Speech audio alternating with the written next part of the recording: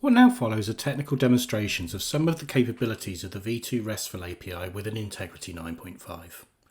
The first demonstration will show how to access the embedded Swagger API documentation, how to run an API call from the documentation, and how to authorize as a different Integrity user.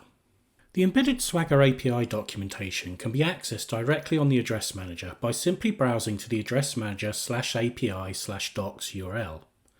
If the Address Manager has already been accessed and authenticated using an Integrity account, then that same session is already authorized to run the examples in the embedded documentation.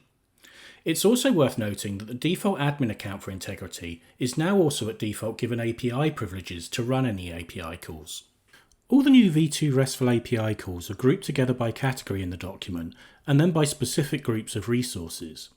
Each API is fully documented with detailed examples and can be modified and ran directly from the document itself. Clicking upon any of the API calls in a collection will expand the API call out and shows the available parameters and an example request body if one is required. Additional information on the specific fields for the request body are available by clicking on the schema link next to the example too. If the Address Manager user was authenticated before accessing the document, then that session is currently used for the documentation too. However, a different user can be authorized by clicking upon the green option at the top of the document. The RESTful API requires a post to the /v2 sessions URI to create a new user session resource for use with the Swagger documents authorize option. Opening the admin category of API calls, the post to /v2 sessions call should be selected. This can be expanded, and the try it out option allows the specific API call to be customized and executed. Selecting the try it out option allows for the request body to be modified. The request body of the post to /v2 session needs just two settings and values in its JSON, the username and password. This allows the user session resource to be created by the call. Clicking on the execute option will run the API call directly and provide a response. The response of 201 indicates that the call was successful and a new user session was created. The response body includes an API token value.